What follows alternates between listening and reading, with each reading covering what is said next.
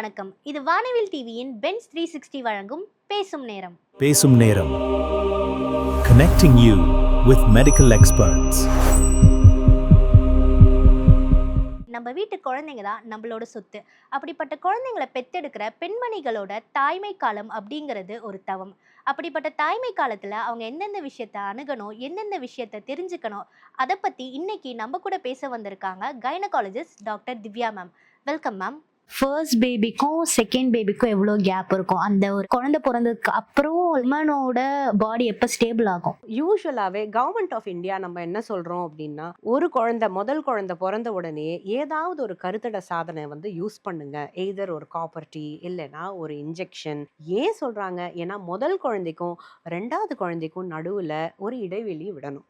அந்த இடைவெளி எவ்வளோ அப்படின்னு கேட்டிங்கன்னா, இப்போ ஒரு பெண்மணிக்கு நார்மல் டெலிவரி ஆயிருக்கு அப்படின்னா, அந்த அம்மா தன்னோட டெலிவரிக்கு அப்புறம் அவங்களோட பாடியை திருப்பியும் ப்ரீ ப்ரெக்னன்சி ஸ்டேட்டுக்கு கொண்டு வரத்துக்கு மினிமம் 2 years ஆகும். தட் இஸ் அவங்க லூஸ் பண்ண பிளட்லேருந்து, அவங்களோட பாடி சர்க்குலேஷன்லேருந்து, எல்லாமே அவங்களோட யூட்ரஸ் ஷேப்லேருந்து எல்லாமே to come back to normal delivery ஆச்சு அப்படின்னா மினிமம் நம்ம ஒரு 2 years இல்லை 2 to 3 years நம்ம கேப் கொடுக்கணும். இப்போ ஒருவேளை பெண்மணிக்கு சிசேரியன் ஆயிருக்கு அப்படின்னா மினிமம் நம்ம ஒரு 4 years கேப் கொடுக்கணும். ஏன் அந்த கேப் கொடுக்கணும் அப்படின்னா, அப்போதான் அந்த நாங்கள் கர்ப்பப்பையில் போட்ட ஒரு தையல் நல்லா ஆறறதுக்கு it will take some time. இல்லை அப்படின்னா அதுக்கு முன்னாடியே நம்ம ப்ரெக்னென்ட் ஆகிறோம் அப்படின்னா என்ன ஆகும்னா, கர்ப்பப்பையோட அந்த தையல் விரியறதுக்கான வாய்ப்புகள் அதிகம். ரெண்டாவது ப்ரெக்னன்சி ஃபார்ம் பண்ணும்போது அதோட நஞ்சு பை கிழிச்சிருக்கோம் இல்லையா, தைச்சிருக்கோம் இல்லையா, அதோட ஸ்காரில் போய் ஒட்டிக்கிறதுக்கான வாய்ப்புகள் ரொம்ப அதிகம். இதுக்காக தான் நம்ம கேப் ஒன்று சொல்கிறோம். மூணாவது மோஸ்ட் இம்பார்ட்டன்ட் என்னென்னா, யூடியூப்பில் பார்க்குறாங்க, டிவியில் பார்க்குறாங்க, டாக்டர்ஸ் கிட்ட கேட்குறாங்க, அவங்களுமே படிச்சிருக்காங்க, ரைட். பட் பழைய காலத்தில் என்ன ஆகும் அப்படின்னு பார்த்தீங்கன்னா, ஒரு அம்மான்னு இருக்காங்கன்னா வீட்டில் எல்லாரும் சாப்பிட்டு முடிச்சிட்டாங்கன்னா கடைசியில் மிச்சம் மீதி தான் சாப்பிடுவாங்க. அவங்களுக்கு பாதி சமயம் அவங்களுக்கு பொரியல் இருக்காது, கூட்டு இருக்காது, காய்கறி இருக்காது.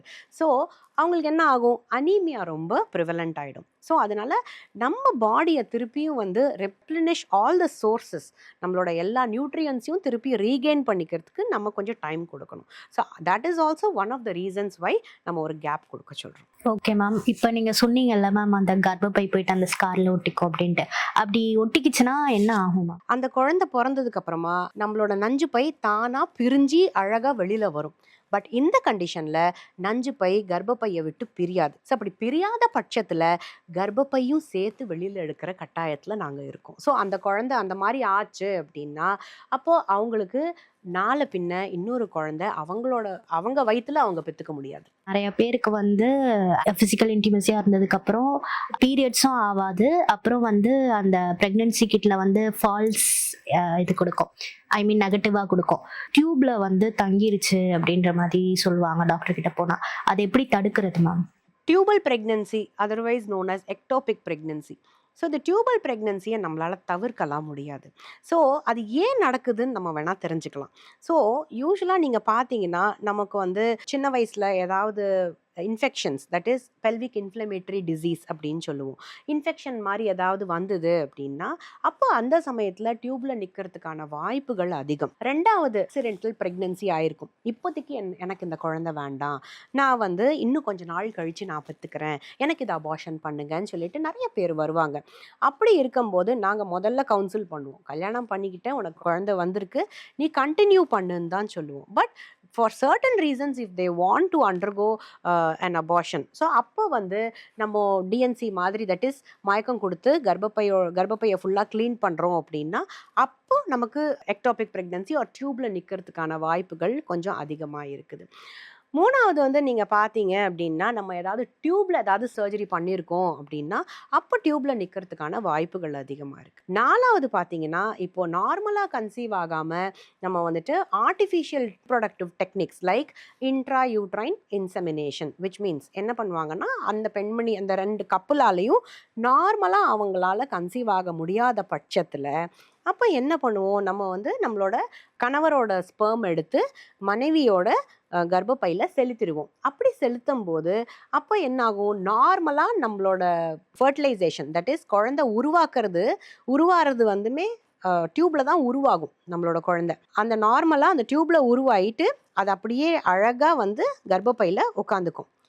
எப்போ அது கர்ப்பப்பையில் உட்காராம டியூப்லேயே இருக்குதோ அப்படியே வளருதோ அதுக்கு பேர் தான் எக்டோபிக் ப்ரெக்னென்சி. ஸோ இதெல்லாம் ரீசன்ஸ் இருக்கே வழிய இதை நம்மளால் வந்து தவிர்க்க வந்து முடியாது. இட்ஸ் நாட் லைக் இந்த டயட் சாப்பிட்டா எக்டோபிக் ப்ரெக்னென்சி தவிர்க்கலாம் அப்படின்னு கிடையாது.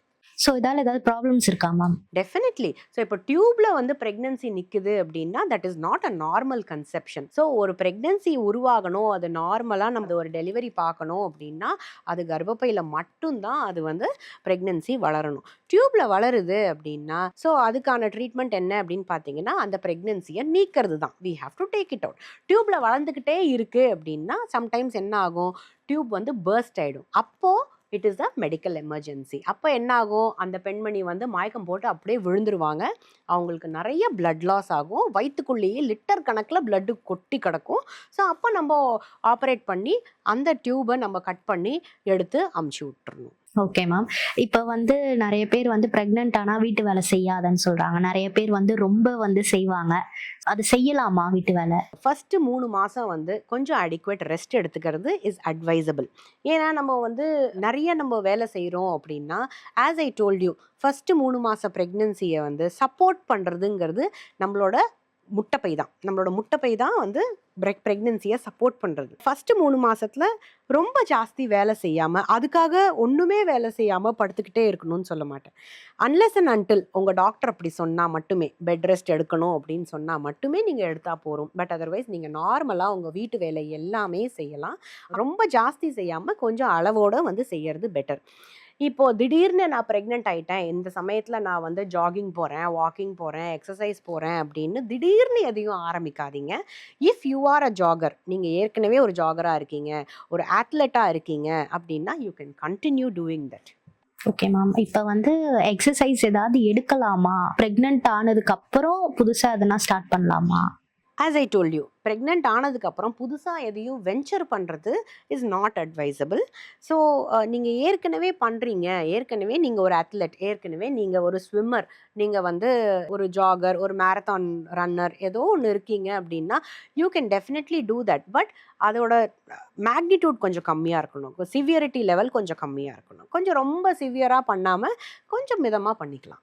Okay ma'am. இப்போ வந்து இந்த ப்ரீமெச்சூர்ட் பேபிலாம் இருக்குல்ல மேம், 4 monthsல பிறக்கிறது, 6 monthsல பிறக்கிறது, அதெல்லாம் வந்து இன்குபேட்டரில் வைக்கிறதுனால என்ன யூஸ் இருக்கு மேம்?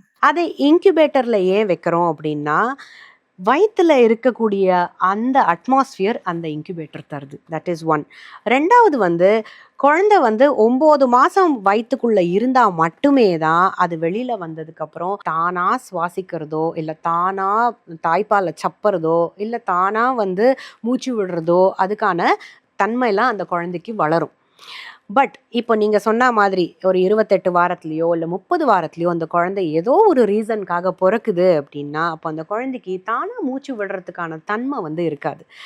அண்ட் அந்த குழந்தைக்கு வந்து யூஸ்வலாக நீங்கள் பார்த்தீங்கன்னா ரொம்ப ஒல்லியாக இருக்கிறவங்க வந்துட்டு ரொம்ப ஏசி ரூமில் உட்கார முடியாது. ஏன்னா அவங்களுக்கு சட்டுன்னு குளிர் வந்துடும். ரொம்ப தாட்டமாக இருக்கிறவங்களுக்கு கொஞ்ச நேரம் அவங்களால தாங்கிக்க முடியும். ஏன்னா அவங்களோட பாடி சர்ஃபேஸ் ஏரியா அதிகம்.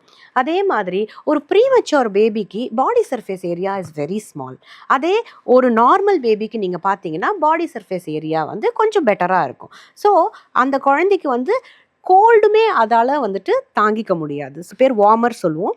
ஸோ அந்த வார்மர் வந்து நம்ம கர்ப்பப்பைக்குள்ளே அந்த குழந்தை எப்படி இருந்ததோ அது மாதிரியே வச்சுக்கும். Okay ma'am. இப்போ அந்த பனிக்குடம் உடஞ்சிருச்சு, வாட்டர் பிரேக் அப்படின்னு சொல்லுவாங்கல்ல மேம், அது ஆனதுக்கப்புறம் எவ்வளோ நேரத்தில் குழந்தைய வெளியே எடுக்கணும்? ஸோ பனிக்குடம் உடஞ்சிருச்சு அப்படின்னா சினிமாவில் காமிக்கிற மாதிரி பனிக்குடம் உடஞ்சிருச்சு 10 நிமிஷத்தில் உடனே குழந்தை பிறந்துருச்சுன்னா அது யூஸ்வலாக நடக்கவே நடக்காது. பனிக்குடம் உடஞ்சிருச்சு அப்படின்னா டெஃபினட்டாக நீங்கள் போய் டாக்டரை உடனே பார்க்கணும். ஏன்னா பனிக்குடம் உடைய என்ன ஆகுது, உங்களுக்கு இன்ஃபெக்ஷன் அடி வழியாக உள்ளே போகிறதுக்கான வாய்ப்புகள் அதிகம். ரெண்டாவது உங்களோட பேபி பொசிஷனை பொறுத்து பனிக்குடம் உடஞ்சதுக்கப்புறமா ஒருவேளை யூஸ்வலாக பேபி வந்து தலை கீழே இருக்கும். ஒருவேளை பேபி குறுக்கால படுத்துட்டு இருந்தது அப்படின்னா அப்போது பனிக்குடம் உடஞ்சதுக்கப்புறம் முதல்ல நஞ்சு கொடி தான் வெளியில் வரும்.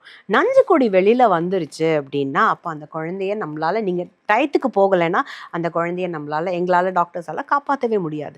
ஸோ அதனால் பனிக்குடம் உடஞ்சதுக்கப்புறமா எல்லாமே நார்மலாக இருக்குது அப்படின்னா டாக்டர் வந்து கர்ப்பப்பை வாய் எவ்வளோ தூரம் திறந்துருக்குன்னு அசஸ் பண்ணி மதரோட வைட்டல்ஸ் எப்படி இருக்குன்னு பார்த்துட்டு பேபியோட ஹார்ட் பீட் எப்படி இருக்குன்னு பார்த்துட்டு அதுக்கேற்ற மாதிரி டெலிவரி வந்து பிளான் பண்ணுவாங்க. ப்ரெக்னன்சி அப்போ வெயிட் கெயின் ஆகுறது நார்மலா, லைக் குழந்தை வெயிட் இல்லாம இன்னும் அதிகமா வெயிட் கெயின் ஆகுறது நார்மலா? ப்ரெக்னன்சி அப்போ வெயிட் கெயின் டெஃபினட்டாக ஆகணும். It all depends. இப்போது ரொம்ப ஒல்லியாக ஒரு அம்மா வந்து ப்ரெக்னென்ட் ஆகிறாங்கன்னு வைங்க, அவங்களுக்கு வந்து நாங்கள் என்ன சொல்லுவோம், நீங்கள் அந்த 9 மாத காலத்தில் 12லேருந்து 15 கிலோ போடலாம் அப்படின்னு சொல்லுவோம். இப்போ ஒருவேளை வந்து நல்ல தாட்டியாக இருக்காங்கன்னு வைங்க, ஒரு 100 கிலோ அவங்க அம்மா வந்துட்டு ப்ரெக்னென்ட் ஆகிட்டாங்கன்னு வைங்க. ஸோ அப்படி இருக்கும்போது நாங்கள் அவங்களுக்கு வந்துட்டு மேக்ஸிமம் ஆஃப் 7 கிலோஸ் தான் நீங்கள் அந்த ஹோல் 9 மந்த்ஸில் நீங்கள் ஏறலாங்கிறத சொல்லுவோம். அதுக்கு மேலே ஏறினா அது என்ன ப்ராப்ளமா அப்படின்னு வந்து கேட்டிங்கன்னா, ப்ராப்ளம் அரைஸ் ஆகலாம். ஸோ ப்ராப்ளம்ஸ் வரலாம். நாளை பின்ன ரொம்ப வெயிட் போட்டோம் அப்படின்னா அந்த அம்மாவுக்கு டெலிவரி சமயத்தில் ரொம்ப கஷ்டமாக இருக்கலாம். இப்போ ப்ரெக்னென்ட் ஆனதுக்கு அப்புறம் நிறைய பேர் நார்மலாவே ப்ரெக்னென்ட் ஆயிட்டோம் அப்படின்ட்டு தெரியாது. ஸோ அப்படி ஆனதுக்கு அப்புறம் என்னென்ன சிம்டம்ஸ் வந்தா அவங்க வந்து அதை இக்னோர் பண்ணக்கூடாது? ஸோ இப்போது நிறைய பேர் வந்து ப்ரெக்னென்ட் ஆகிறோமா இல்லையான்னு தெரியாது அப்படிங்கிறது அவங்க கரெக்டாக சொல்கிறாங்க. மாதம் மாதம் உங்களுக்கு பீரியட்ஸ் வந்துடும் இல்லையா? கல்யாணம் ஆயிட்டு நீங்கள் செக்ஷுவல் ஆக்டிவிட்டியில் இண்டல்ஜ் பண்ணினதுக்கப்புறமா உங்களுக்கு பீரியட் மிஸ் ஆச்சு அப்படின்னா நீங்கள் டெஃபினட்டாக ஒரு யூரின் ப்ரெக்னன்சி டெஸ்ட் பண்ணி பார்த்துக்கணும். சில பேர் என்ன சொல்லுவாங்க, எனக்கு வந்து இர்ரெகுலர் சைக்கிள்ஸ் மேடம், அதனால் நான் வந்து 3 மாதம் வரலை அப்படிங்கிறதுனால நான் ப்ரெக்னெண்ட்டாக இருக்க மாட்டேன், இது பீரியட்ஸ் தான் தள்ளி போயிருக்குன்னு நான் நினச்சேன் அப்படின்னு நினைப்பாங்க. நல்ல பிரெஸ்ட் பெயின் இருக்கும், ரொம்ப சோராக இருக்கும் பிரெஸ்ட்டு. ஸோ அந்த மாதிரி ஒரு சிம்டம் இருக்குது அப்படின்னா அது 2 விஷயத்தில் வரலாம். ஒன்று, நார்மலாகவே பீரியட் வரத்துக்கு முன்னாடி வரலாம். 2வது, ப்ரெக்னன்சி பாசிட்டிவாக இருந்தாலுமே நமக்கு அந்த சோர் பிரெஸ்ட் வந்து ரொம்ப சோராக இருக்கும், வலிக்குது அப்படின்னு சொல்லுவாங்க. அந்த சிம்டமையும் நம்ம வந்துட்டு புறக்கணிக்கக்கூடாது. சம்டைம்ஸ் நான் முன்னாடி சொன்ன மாதிரி திடீர்னு ஒரு ஸ்பாட்டிங் இல்லை ஒரு லைட் ப்ளீடிங்கோ ஒரு ப்ரௌனிஷ் டிஸ்சார்ஜ் மாதிரி வருது, அதையுமே நீங்கள் வந்து புறக்கணிக்கக்கூடாது. நீங்கள் அதுவுமே ப்ரெக்னன்சிக்கான ஒரு சிம்டமாக தான் இருக்கும். அப்போ நீங்கள் உங்களுக்கு வாந்தி வருது அப்படின்னா நீங்கள் ப்ரீவியஸாக உங்களோட சைக்கிள்ஸ் எப்படி வந்திருக்குங்கிறத பார்க்கணும். சைக்கிள்ஸ் வந்து தள்ளி போயிடுச்சு, வாந்தியும் இருக்குது அப்படின்னா அது ப்ரெக்னன்சிக்குரிய ஒரு சிம்டம். மயக்கம், கிட்டினஸ் இதெல்லாமும் ப்ரெக்னன்சிக்குரிய ஒரு symptoms. Okay ma'am. After pregnancy immediate medical attention தேவைப்படுற சைன்ஸ் என்னென்ன மேம்? நான் சொன்ன மாதிரி தான், ப்ரெக்னென்ட் ஆன உடனே உங்களுக்கு ப்ரெக்னென்ட் ஆகிட்டீங்கன்னு உங்களுக்கு தெரிஞ்சிருச்சு அப்படின்னா, சிவியர் அப்டாமினல் பெயின், ரொம்ப வயிறு வலி அப்படின்னா நீங்கள் உடனே மெடிக்கல் அட்டென்ஷன் உடனே போய் பார்க்கணும் டாக்டர். கொட்டுன்னு ப்ளீடிங் கொட்டுது, ரொம்ப நிறையா கிளாட்ஸ் மாதிரி போகுது, இல்லை ஸ்பாட்டிங்கே இல்லைனா மைல்டு ப்ளீடிங்காக இருந்தாலுமே உடனே போய் பார்க்கணும். அதிகமாக வாந்தி ஸ்டாப்பே ஆகலை, அதிகமாக வாந்தி வருது அப்படின்னாலும் நீங்கள் போய் பார்க்கணும். திடீர்னு ரொம்ப ஃபீவர் வந்து ஃபீவரோடு சேர்த்து நமக்கு ஏதாவது ஒரு ரேஷ், ஃபீவர் கூடிய சேர்த்து ஏதாவது பொட்டா உடம்பு முழுக்க ரேஷ் மாதிரி வந்தாலும் நீங்கள் உடனே போய் பார்க்கணும். ப்ரெக்னன்சி டைம்ல வந்து எந்த மாதிரி ஃபுட்ஸ் எடுத்துக்கலாம், நீங்க எந்த மாதிரி டயட்ஸ் கொடுப்பீங்க? Very good. இது எப்பொழுதுமே எல்லாரும் கேட்குற கேள்வி. எல்லாருக்கும் ஒரு டவுட் இருக்கும், மேம் நான் எது சாப்பிடலாம் எது சாப்பிடக்கூடாது, ரைட்? ஸோ இப்போ ப்ரெக்னன்சியில் நீங்கள் ஒரு ஆளுக்கு மட்டும் சாப்பிட்டா போதும், 2 பேருக்கு சாப்பிடணும்னு அவசியமே கிடையாது. ஏன்னா ஒரு குழந்தைங்கிறது a baby is a parasite அப்படின்னு சொல்லுவோம். பேரசைட்னா என்னென்னா, தனக்கு என்ன தேவையோ அதை நல்லா எடுத்துக்கும், மற்றவங்களுக்கு இருக்கா இல்லையான்னு அது யோசிக்கவே யோசிக்காது. ஸோ அம்மாவுக்கு இருக்கா இல்லையான்னு பேபி யோசிக்காது, பேபிக்கு வேணுங்கிறத அம்மா கிட்டேருந்து தாராளமாக அது மாட்டுக்கு எடுத்துக்கும். ஸோ நீங்கள் வந்து உங்களுக்கு 2 பேருக்கு சாப்பிடணும்னு அவசியம் கிடையாது. காய்கறி நிறைய எடுத்துக்கணும், பழ வகைகள் நிறைய எடுத்துக்கணும், கீரை வகைகள் நிறைய எடுத்துக்கணும், தண்ணி நிறைய குடிக்கணும், அதுக்கப்புறமா 8 மணி நேரம் நிம்மதியாக தூங்கணும். These things are most important. முட்டை சாப்பிட்றீங்களா, முட்டை சாப்பிடணும், மோஸ்ட் இம்பார்ட்டண்ட். நீங்கள் முட்டை எடுத்துக்கலாம். வெஜிடேரியன்ஸ்க்கு நீங்கள் கேட்குறீங்க அப்படின்னா சுண்டல் எடுத்துக்கலாம். வெஜிடேரியன்ஸ்க்கு ப்ரோட்டீன் வந்து சுண்டலில் இருக்கும், பருப்பு வகைகளில் இருக்குது. இதெல்லாம் நம்ம வந்து நிறையா எடுத்துக்கணும். இப்போ இந்த ஹீட் டைப்ஸ் ஃபுட், அந்த பப்பாயா, பைனாப்பிள், அப்புறம் அந்த சிசமி சீட்ஸ் அதெல்லாம் இருக்குல்ல மேம், அதெல்லாம் சாப்பிட்டா வந்து ப்ரெக்னன்சி டைமில் அன்சேஃபா? பப்பாயா, பைனாப்பிள் இதெல்லாம் வந்து அன்சேஃப்னு நான் சொல்ல மாட்டேன். இட் இஸ் சேஃப், பட் ரா பாயா சாப்பிடக்கூடாது. ராவாக எந்த விஷயமுமே நம்ம வந்துட்டு ப்ரெக்னென்சியில் நம்ம வந்துட்டு சாப்பிடக்கூடாது. ரா எக்ஸ், ரா சீஸ், ரா பன்னீர், ரா பப்பாயா இதெல்லாம் நம்ம வந்து எடுத்துக்கூடாது. எதையுமே குக் பண்ணி எடுத்துக்கணும். ஸோ அதனால் பப்பாயா எடுத்துக்கலாம், நீங்கள் பைனாப்பிள் எடுத்துக்கலாம், ஆனால் நீங்கள் வந்துட்டு அதை நல்ல ஒரு பழமாக எடுத்துக்கணுமே வழிய காயாக வந்து எடுத்துக்கக்கூடாது. இப்போ அந்த டீ காஃபி அதெல்லாம் குடிச்சா வந்து குழந்தை வந்து கருப்பா பிறக்கும், குடிக்காத அப்படின்னு சொல்லுவாங்கல்ல மேம், அதெல்லாம் வந்து என்ன மாதிரி? குழந்தையோட கலரை நிர்ணயிக்கிறது டீ இல்லை, காஃபி இல்லை, அப்பா அம்மாவோட கலர் தான். மேக்ஸிமம் இந்த பக்கம் தாத்தா பாட்டி, அந்த பக்கம் தாத்தா பாட்டியோட கலர். ஸோ அது ஜெனட்டிக்ஸ் மூலமாக வருதே வழிய அதுக்காக நம்ம வந்து அந்த குங்குமப்பூ சாப்பிட்டாலும் குழந்தை வெள்ளையா பிறக்காதா மேம்? இன்னும் நான் வந்து குங்குமப்பூ நிறைய சாப்பிட்ருக்கேன், ஆனாலும் என் குழந்தை வந்து இவ்வளோ கருப்பாக பிறந்திருக்கு அப்படின்னு நீங்கள் வந்து சொன்னீங்கன்னா அது குங்குமப்பூக்கும் குழந்தையோட கலருக்கும் எந்த சம்மந்தமும் கிடையாது.